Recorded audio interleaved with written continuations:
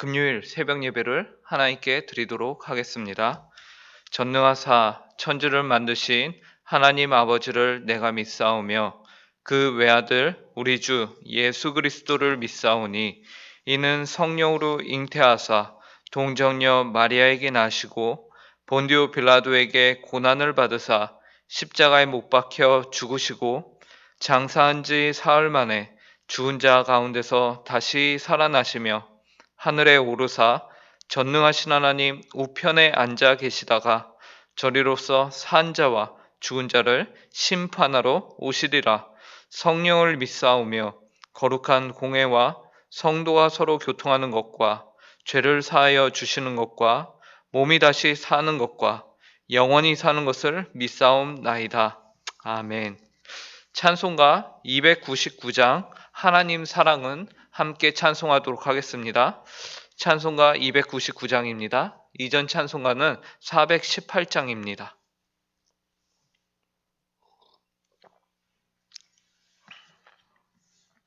299장 하나님 사랑은 함께 찬송하도록 하겠습니다.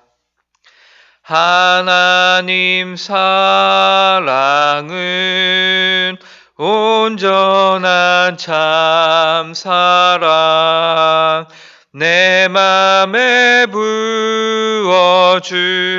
부어주시사 충만케 하소서. 내 주님 참 사랑 햇빛과 같으니 그 사랑 내게 비추사 뜨겁게 하소서. 그 사랑 앞에는 풍파도 그치며 어두운 밤도 환하니 그 힘이 크도다. 하나님 사랑은 온전한 참 사랑 내 맘과 영에 채우사 새 힘을 주소서. 아멘.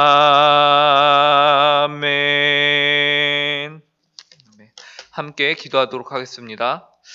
사랑과 은혜가 풍성하신 하나님 참으로 감사합니다. 오늘도 저에게 새 날을 허락하여 주시고 새 호흡을 허락하여 주셔서 이렇게 하루의 첫 시간을 주님 앞에 나와 기도함으로 시작할 수 있도록 인도해 주시니 감사합니다. 하나님 아버지, 저희가 이 시간 주님께 기도하기에 앞서 먼저 하나님의 말씀을 듣고 또 하나님의 뜻하신 바 하나님이 어떤 분이신지를 또한 저희가 배우고자 합니다. 이 시간 하나님 아버지 성령의 충만함으로 역사하사 주님의 말씀이 저에게 꿀송이보다 달게 하여 주시고 이 하루의 첫 시간을 주님 앞에서 말씀을 듣고 또 하나님께 간구함으로 성령의 충만한 가운데 우리의 하루를 시작할 수 있는 귀하고 복된 시간 되게 하여 주시옵소서. 감사하며 이 모든 말씀 예수님의 이름으로 기도합니다. 오늘 저희에게 주신 하나님의 말씀은 구약성경 시편 85편 1절부터 13절까지의 말씀입니다. 구약성경 시편 85편 1절부터 13절까지의 말씀입니다. 제가 가진 성경으로는 구약 865페이지입니다. 하나님의 말씀을 저희가 한 목소리로 함께 1절부터 13절까지 읽도록 하겠습니다. 함께 읽겠습니다. 시작. 여호와여, 주께서 주의 땅에 은혜를 베푸사 야곱의 포로된 자들이 돌아오게 하셨으며 주의 백성의 죄악을 사하시고 그들의 모든 죄를 덮으셨나이다. 주의 모든 분노를 거두시며 주의 진노를 돌이키셨나이다. 우리 구원의 하나님이여, 우리를 돌이키시고 우리에게 향하신 주의 분노를 거두소서. 주께서 우리에게 영원히 노하시며 대대에 진노하시겠나이까. 주께서 우리를 다시 살리사 주의 백성이 주를 기뻐하도록 하지 아니하시겠나이까? 여호와여, 주의 인자하심을 우리에게 보이시며 주의 구원을 우리에게 주소서. 내가 하나님 여호와께서 하실 말씀을 들으리니 무릇 그의 백성 그의 성도들에게 화평을 말씀하실 것이라. 그들은 다시 어리석은 대로 돌아가지 말지로다. 진실로 그의 구원이 그를 경외하는 자에게 가까우니 영광이 우리 땅에 머무르리이다. 인애와 진리가 같이 만나고 의와 화평이 서로 입맞추었으며 진리는 땅에서 솟아나고 의인은 하늘에서 굽어보도다. 여호와께서 좋은 것을 주시리니 우리 땅이 그 산물을 내리로다. 의가 주의 앞에 앞서가며 주의 길을 닦으리로다. 아멘. 오늘 우리가 함께 읽은 이 시편 85편은요, 고라 자손이 보존해온 시편이라고 알려져 있습니다. 이 시편의 배경이 되는 부분은요, 바벨론에 끌려간 유다 포로들이 제1차 귀환을 하면서 이 시편을 지었다라고 보고 있어요. 그렇기 때문에 이 이스라엘 민족이 1차 귀환을 자세히 다루고 있는 이스라엘 민족들의 1차 귀환을 자세히 다루고 있는 에스라 말씀 1장부터 3장의 내용을 알면은 더욱더 이 시편을 이해하는 데 도움이 됩니다. 이스라엘 백성들에게 있어서 하나님의 택한 백성이라는 선민 사상이 만연해 있을 당시에요. 그들의 나라가 이제 이방 민족들에 의해서 침략을 당하고 그리고 이들이 망하게 되고 나라가 아예 망하게 되고 그리고 포로로 끌려가게 되었다라는 것은요. 그들의 정체성에 있어서 굉장한 위협을 받은 사건입니다. 왜냐하면 이스라엘 국가의 멸망은 곧 그들의 생각에 하나님의 멸망이었기 때문에 그랬죠. 그래서 이스라엘 백성들에게 있어서 어떻게 하나님이 이방 나라에게 질 수 있느냐 이러한 의문으로 그들에게 내내 남아 있었어요. 포로 생활을 하면서 이들은 계속 그 의문 가운데 빠져 있었습니다. 어떻게 하나님이 질 수가 있는가라는 것이죠. 그런데 바벨론의 포로가 된 이스라엘 백성들에게 어떤 사건이 벌어지게 됩니까? 에스라 1장을 보시면요. 하나님께서 친히 바사 왕 고레스의 마음을 감동하셔서요. 이스라엘 백성들로 포로된 땅에서 풀려나게끔 하나님이 역사를 하세요. 이스라엘 백성들이 포로된 땅에서 풀려나 그들의 고향인 예루살렘으로 돌아오게 되는 사건이 적혀 있습니다. 이방 나라의 왕인 고레스가요. 다음과 같이 이렇게 고백합니다. 에스라 1장 3절을 보면요. 이스라엘의 하나님은 참 신이시라. 너희 중에 그의 백성된 자는 다 유다 예루살렘으로 올라가서 이스라엘의 하나님 여호와의 성전을 건축하라. 그는 예루살렘에 계신 하나님이시라. 이방 왕이 이렇게 고백한다는 것은 참으로 놀라운 사건입니다. 하나님께서는 그분의 이름의 명예와 영광을 되찾으시는데 이스라엘은 전혀 필요가 없는 것이었어요. 하나님께서는 굳이 이스라엘이라는 존재가 필요하지 않고 그분 스스로 그분의 영광의 이름을 회복시키실 수 있는 분이셨던 것이죠. 바로 직접 바사왕 고레스에게 명령하시고 그 마음을 감동케 하실 수 있는 분이 바로 하나님이셨습니다. 그런데 놀라운 것은 하나님께서는 이렇게 바사왕으로 하여금 명령도 하시고 그로 하여금 하나님을 경외케도 하시니까 얼마나 큰 바사와 강대국, 얼마나 선진국입니까? 이 나라 왕을 하나님이 바로 하나님의 백성으로 삼으시고 하나님의 나라로 삼으셔서 역사를 이끌어 가셔도 되는데 하나님께서는요 굳이 보잘것 없으며 아주 조그마한 나라를 이제 바사왕을 통해서 다시금 재건하게 하신다는 것이죠.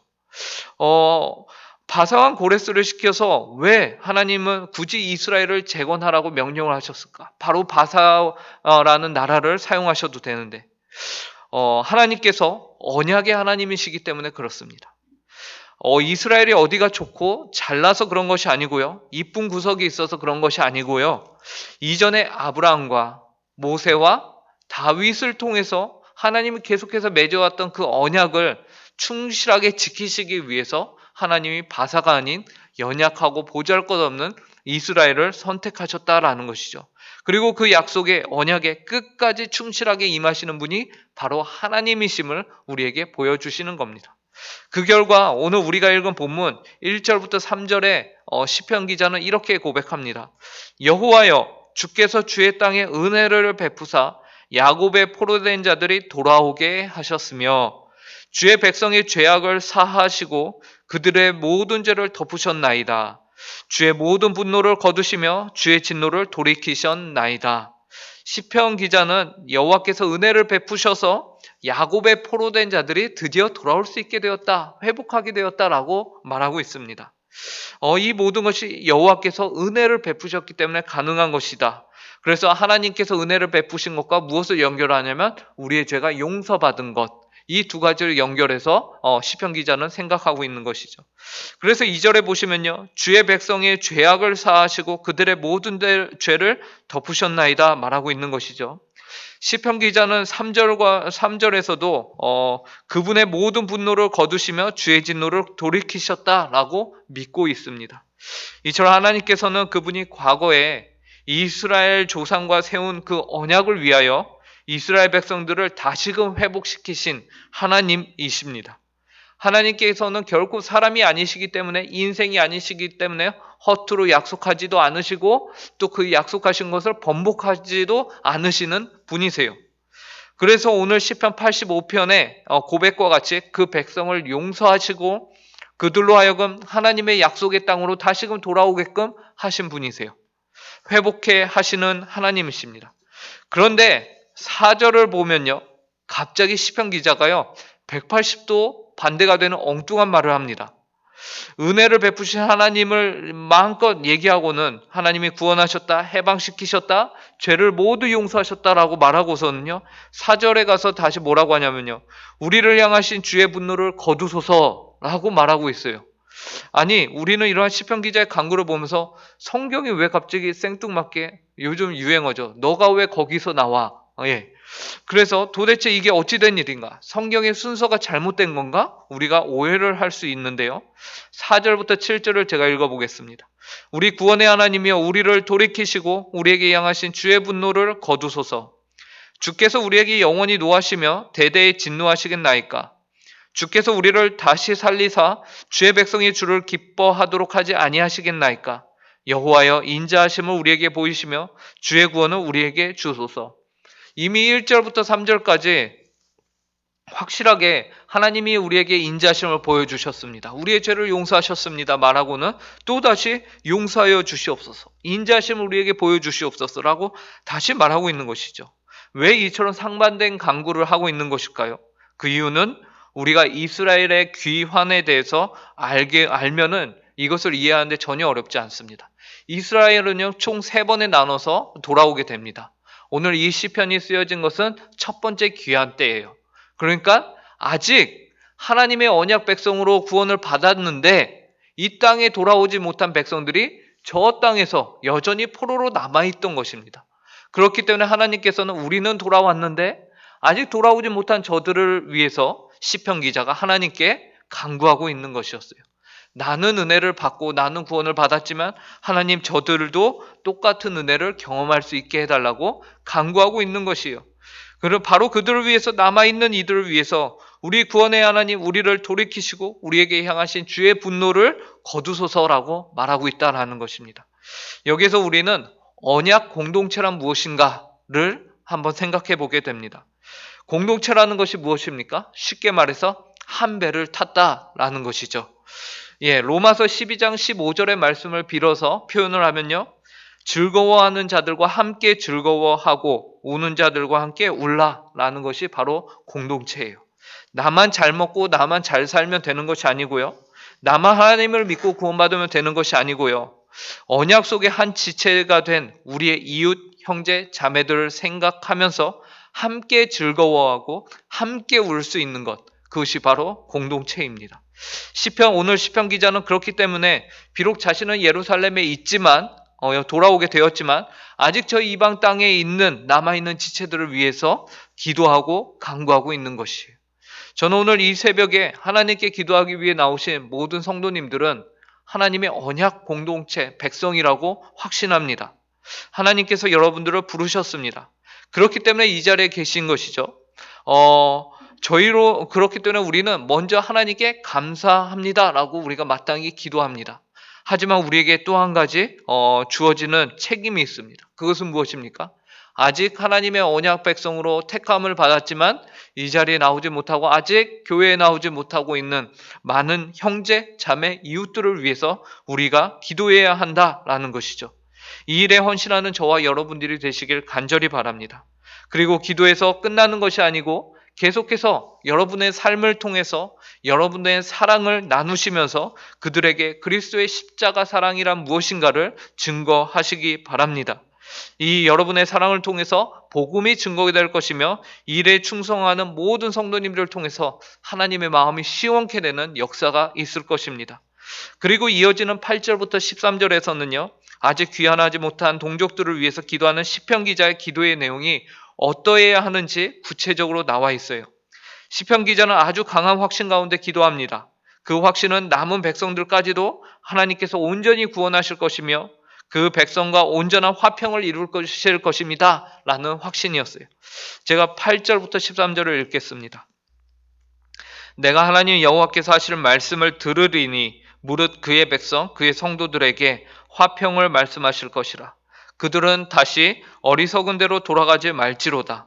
진실로 그의 구원이 그를 경외하는 자에게 가까우니 영광이 우리 땅에 머무르리이다. 인애와 진리가 같이 만나고 의와 화평이 서로 입맞추었으며 진리는 땅에서 솟아나고 의는 하늘에서 굽어보도다. 여호와께서 좋은 것을 주시리니 우리 땅이 그 산물을 내리로다. 의가 주의 앞에 앞서가며 주의 길을 닦으리로다. 시편 기자는 하나님 여호와께서 그의 백성, 그의 성도들에게 화평을 말씀하실 것이다 라고 고백을 하고 있습니다. 하나님께서 하신 화평의 말씀으로 그 백성이 어떻게 된다고 합니까? 8절 후반절에 보니까 다시 어리석은 대로 돌아가지 말지어다 라고 말하고 있어요. 여호와 하나님의 말씀이 그 백성이 마땅히 어디로 가야 하는지 그리고 어디로 가지 말아야 하는지 어떠한 인생을 살아야 하는지를 알려주신다라고 말하고 있습니다. 그리하여 어리석은 곳, 이전에 하나님을 알지 못하던 곳, 아직 포로된 삶으로 다시는 돌아가지 말라라고 말씀하고 계십니다. 9절에서는 그 어리석은 과거의 삶을 벗어나 어떤 일이 벌어집니까? 영광이 그 백성이 있는 땅에 머무른다라고 하죠. 하나님께서 그의 백성들에게 값진 영광을 주십니다. 그뿐만이 아니에요. 10절에서는 인애와 진리가 같이 만나고 의와 화평이 서로 입맞춘다라고 하죠. 11절은 진리가 어디서 솟아나냐면 땅에서 막 솟아나고 하나님의 의가 하늘에서 굽어본다라고 말하고 있어요. 땅과 하늘 모두 다 그 성도를 향해서 백성을 향해서 의와 복을 마음껏 주기 위해서 둘러싸고 있는 모습입니다. 이러한 복을 가지고 하나님이 기다리고 계십니다. 땅이나 하늘에서나 모두 그 백성을 향한 하나님의 복들이 충만케 되는 것이요. 12절에서는 여호와께서 좋은 것을 주시리니 우리 땅이 그 산물을 내리로다. 하나님의 영적인 축복이 이제는 눈에 보이는 실체로 드러나게 되는 것이죠. 그리고 그 실체의 가장 극치를 보여주는 것이 무엇이었을까요? 바로 예수 그리스도이셨습니다. 예, 그래서 13절을 보면요. 의가 주의 앞에 앞서가며 주의 길을 닦으리로다. 이는 필히 예수 그리스도를 의미하는 구절로 마무리를 하는 것이죠. 의가 주의 앞에 앞서가며 주의 길을 닦으리로다. 우리가 갖는 가장 큰 영적 복은 바로 구원일 것인데 그 실체가 되시는 의가 되시는 예수 그리스도를 또한 우리에게 소개해주고 계십니다. 오늘 이 새벽에 하나님을 찾기 위해 오신 모든 성도님들의 삶 가운데 그리고 오늘 이 시간 하나님께 간구하는 그 기도 안에 오늘 시편 85편의 고백과 그러한 복이 성도님들의 삶 가운데 충만하길 간절히 바랍니다. 함께 기도하겠습니다. 사랑과 은혜가 풍성하신 하나님 참으로 감사합니다. 오늘도 저희에게 저희가 어떠한 삶을 살아야 하는지 또한 어떠한 위치에 있는지를 알려주시니 감사합니다. 하나님 주께 거저받은 이 복된 은혜 정말 말로 형언할 수 없는 그 무엇과도 비교할 수 없는 이 하나님 아버지께서 구원과 하나님 아버지 놀라운 은혜를 저희에게 허락하여 주셨는데 먼저 받은 자로서 저희가 그 책임을 다할 수 있게 하여 주시옵소서. 하나님 아버지 그러나 저희는 여전히 연약하고 부족합니다. 하나님 아버지, 저희를 위해서 예수 그리스도께서 흘리신 그 피와 희생을 기억할 때마다 저희는 감히 하나님 아버지 그 길을, 하나님 아버지 주님께서 가신 그 길을 저희가 쫓아갈 수 없사오니 하나님, 저희 가운데 늘 성령에 충만케 하여 주시고 저희를 말씀으로 어디로 가야 할지, 어디로 가지 말아야 할지 하나님 아버지 알려주시며, 그래서 저희가 이전에 하나님을 모른다 하던 그때로 돌아가지 않게 하여 주시고 늘 앞으로 전진하며 나아가는 저희 모든 성도들 되게 하여 주시옵소서. 감사하오며 오늘 하루도 주님께 저희의 삶을 의탁드리오며 이 모든 말씀 예수님의 이름으로 기도합니다. 하늘에 계신 우리 아버지여, 이름이 거룩히 여김을 받으시오며 나라의 임하옵시며 뜻이 하늘에서 이루어진 것 같이 땅에서도 이루어지이다. 오늘날 우리에게 일용할 양식을 주옵시고 우리가 우리에게 죄 지은 자를 사하여 준 것 같이 우리 죄를 사하여 주옵시고 우리를 시험에 들게 하지 마옵시고 다만 악에서 구하옵소서. 대개 나라와 권세와 영광이 아버지께 영원히 있사옵나이다. 아멘.